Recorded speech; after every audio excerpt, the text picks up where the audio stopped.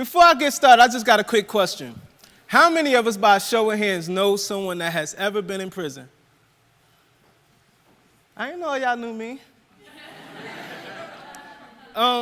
Since that's the case, though, however, that just made me even more comfortable to disclose this information that I'm about to. Today, what we're going to be discussing is the power of potential that exists within those that are previously and currently incarcerated, as well as our at-risk youth, where this potential often goes unrecognized or untapped due to a felony, due to stigmatizations that are often placed on us based on where we come from or based on how we look, racial discrimination, poverty. We could keep going in regards to all of this untapped potential. Before I go any further, let me ask a quick question, another question. I got a bunch of them because you some smart people. I don't know when I'm going to get this chance again, so I might as well get it off. Where are the two richest places on earth? Miss O'Shea.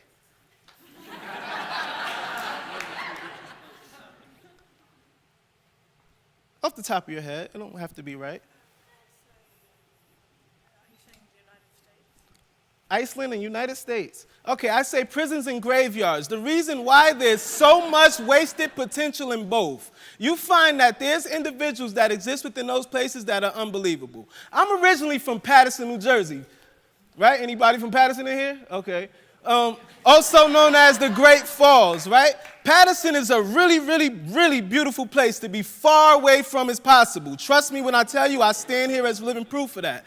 I grew up there, spent majority of my life there, and throughout the course of my growing up, I had both of my parents, which is a rarity in that community. My parents together almost 37 plus years or something like that. And throughout the course of my childhood, I looked at them as if I wanted to be better than what they had because they worked every day and paid bills and struggled and argued because that bill didn't get paid and this one needed to. So I really told myself that's not what I was going to be. I was going to be something greater. I thought I had it figured out. I thought I knew something my parents didn't. So as time went on, I went out into the community, into the streets of Paterson, and started to find people that I socialized with that pretty much had the similar issues, but almost even worse. Most of my friends' parents either were on drugs, meaning crack, heroin, cocaine, either selling drugs. This was the atmospheres they grew up in. So for me, it was like when I left home, this was a chance for me to really let loose. My household wasn't set up like that. I got butt whippings every day. CPS would have been at my house if there was such a thing back then. However, these are some of the streets that I migrated to and started to find myself attracting to those older individuals that had the money, had the girls, had the cars, had all the things that I thought life was pretty much there to offer. So as well as when we said the girls, now mind you, our rites of passage in this town consist of either you have to go to jail, and rites of passage meaning coming into your manhood or womanhood, could mostly consist of either individuals that sell drugs, get arrested, have children at a very young age. And I point to this right now because at the age of 14, I had a child, right? And here he stands, looking like my little brother today. So when I say it's about what we expose our children to, is very, very, very pertinent that I make that point at this moment. So he's standing there as my special guest prop. We'll call him that for the day. So this is the thing. I committed a self-fulfilling prophecy at this age, though, because most of my friends found themselves going to jail, having children, coming back and forth in and out of facilities. That wasn't the case for me. I was so slick, like he think he is at times, right? I was so slick that I found myself not getting arrested until I turned 18. But I told myself if I went to jail, it was going to be for a long time. It was going to be for killing somebody, or it was going to be for selling a lot of drugs. I'm not going away for no little bit of time. That's not going to be me. If I go, it's going to be extreme. I'm an extremist. However, I committed a drug charge I ran from Paterson, New Jersey, found myself in Rochester no more than about a week to 2 weeks after arriving there, and I caused the death of somebody. None of this really really dawned on me until I was sitting in a cell that I told myself, this is something I would do. And at that moment, I was like, you know what? I had counselors that said, man, nobody's going to change your mind. You're too determined. When you get ready, you'll figure it out. And this is when I was a child, when I was still in my teenage years. So as this self-fulfilling prophecy went on, and I was upstate New York in Department of Correctional Services, serving out my term of 5 to 15 years, where I ended up serving a full term of 10 and 5 years on parole, where I maxed out 4th of July this year. These individuals in that photo with me were my mentors. These are guys that actually been in jail since my birth. The one standing directly to the left of me had my birthday as his arrest date. So when I seen that, I was like, how in the world you been in here? Like, that's not for real, right? You don't be in here all this time. Like, nah, he was there all that time. As a matter of fact, all 3 of those individuals had more time between the 4 of us. We'll say it was almost 100 plus years in that photo right there. So these were the people that I turned to. Who would think I would go to prison and find people I would look up to? This individual, Jerome Wright, that's standing next to me, it was like all of our mentors. We all were surrounding him. This was taken in Buffalo, where we had the opportunity to visit him. He did 30 years at his home today. However, I followed this guy around every day from the day I met him. He just had like this aura about him. He was in prison, but he seemed more free than anybody I ever known. No, I'm not even going to go there. He seemed more free than anyone I have ever known. So when I found myself like asking him questions about law, about business, about public speaking, he taught me this. This is not something that I just learned from standing on them streets of Paterson. Trust me, boy, and I tell you, I was a salesman before I was doing anything in regards to speaking in front of public. So I really looked up to him, and I wanted to be him. I wanted to be him so bad that I told myself when I came home, I was going to come home and be a public speaker, a motivational speaker. I was going to tell his story because he may not ever had the chance to do it again. Not only his story, but all of those individuals that instilled in me every piece of like love and concern. And this is prison I'm talking about. There was love and concern in there. When they seen me, it was like a baby. Sit down. You're not going outside. You're going to the library. So I made sure that I followed their footsteps because they obviously knew something I didn't. Learned that from when I looked at my parents and didn't follow what they taught me. So I went back to my basics. I predicted something throughout the course of my incarceration as well. Throughout the course of that time, I told myself that I won't fail for nothing. The people I do begin to meet now is not going to be those that were doing stuff that I used to be into, but you guys. You guys are my friends now, whether you like it or not.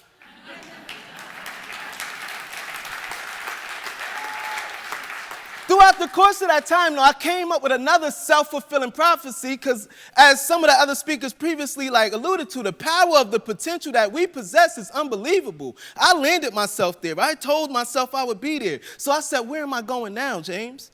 I said, you know what? I'm going to go to school. I'm going to work at an HIV and AIDS agency. I'm going to be a public speaker. I'm going to work with at-risk youth. I'm going to do all of these various different things. Guess what? I'm a case manager at an HIV and AIDS agency. I'm standing on the stage, so I'm public speaking. And as well as I came up with a way to help others be able to promote their talent, skills, and potential. All I can do is talk.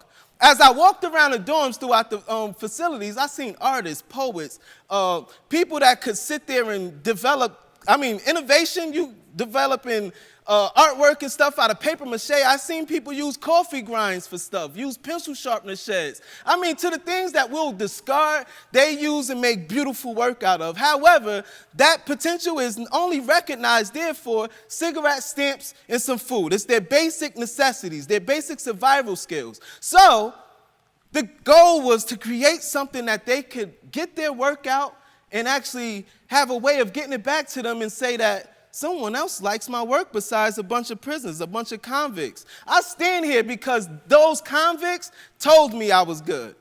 Those guys told me after HIV and AIDS presentation that, man, I've been here 30 years and listened to this crap all the time. You just gave me something. Thank you. Or someone disclosed their information to me after a presentation. That's when I know I was doing my job. But they built that confidence. They built that validation. So Incarcerated Flavors' goal and mission is to do just that. Build that confidence, restore that hope in those individuals that may have had it or may not ever had it. Incarceration just does not exist in a physical form. The worst form could be a mental, spiritual, financial, poverty, racial. Do we need to go on? So there's a bunch of different forms of incarceration. So there's people right here, right now, even though we're probably, and I would say we're an elite group of people because you're changers, you're doers. So at the same time, I would still say there's some things about you that's probably still incarcerated, keeping you from releasing or reaching your truest flavor or that truest form of potential that you obviously possess. We possess. It's just a matter of having these stages and platforms. This is some of the artwork that I was talking about that I've seen throughout the course of my travels in there. These guys were unbelievable. I'm talking about, you would see stuff made out of popsicle sticks. I seen dollhouses built out of popsicle sticks with cuckoo clocks. Where you get a cuckoo from, man? We in jail. So, like, I'm telling you, I know some cuckoos, but he had one coming out the clock. So, when I was looking at all of the different artwork that we see is unbelievable. This is going untapped and unwasted. The current reentry, right? Reentry for our returning citizens is shot. I stand here to tell you because I went through it. And those gentlemen that are in those photos were actually taken approximately about a month ago at our local train station here. Those individuals that were coming home had dreams. They got aspirations. They were going back to their community like, man, I'm going to get me a job. I'm going to be an artist. I'm going to be a rapper. And some of those dreams were really huge and big, but who am I to tell them that that's not attainable? Who am I to tell them that they can't accomplish that? Nah, not at all. The corrections tell us before we're released, 6 out of 10 of you are going back to jail. Look next to you. And that's what they tell you. Look to the person next to you. Yeah, 6 out of 10. Let me ask you a question. Who drive BMW? By show of hand. Who got BMW? I like BMWs. I want one. Nobody got BMW? I'm in a room for, oh yeah, I know it's 1 or 2 in here. Now let me ask you this. If BMW put out 6 out of 10 cars that BMW put out were called back or recalled, since they've been out, right, pretty much since the very inception of this company, would BMW still be in business? So how is it we let corrections stay in business as much bad product as they put out every day?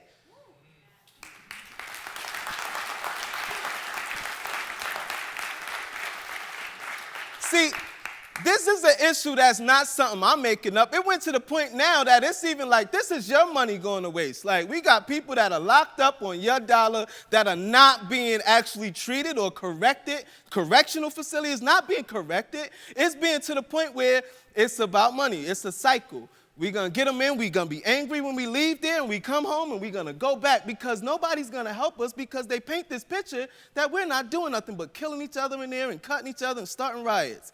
Police are not safe.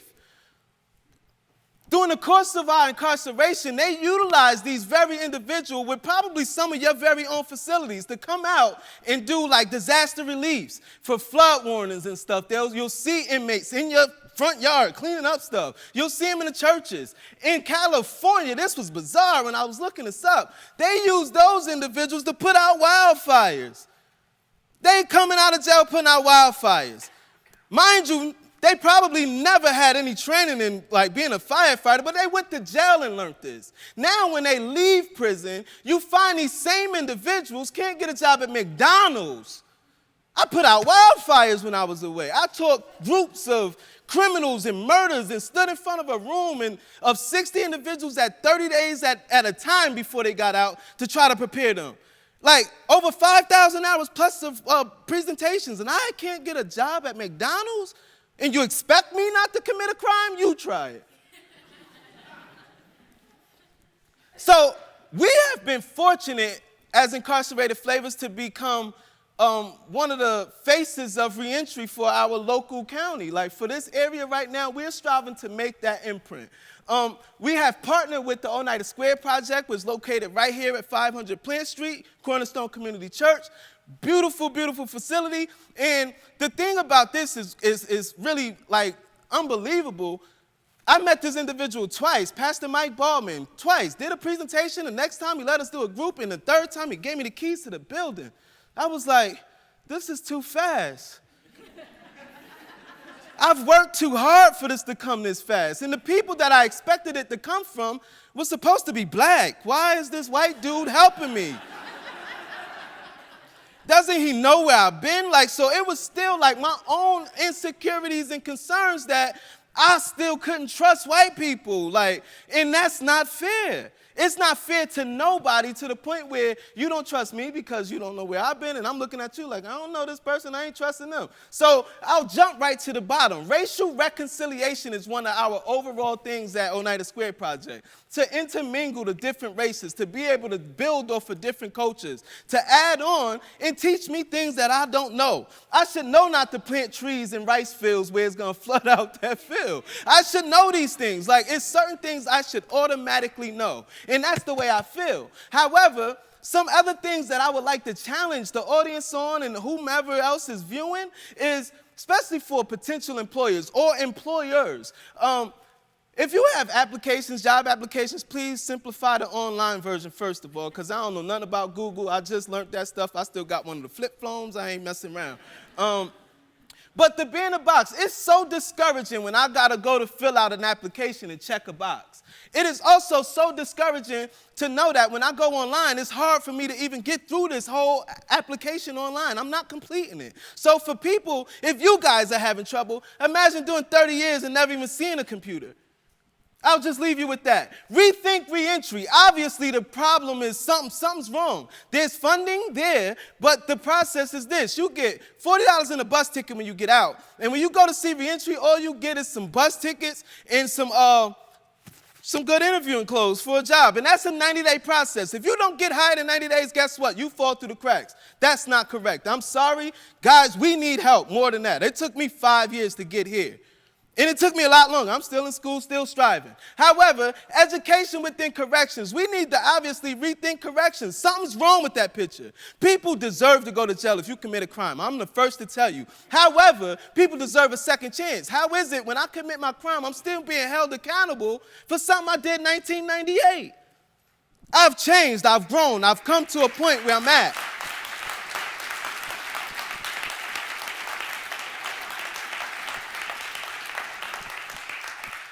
So I'll close with this. Education is the key to correction, right? So if we're not providing the education and taking that from people, how do we expect them to get better?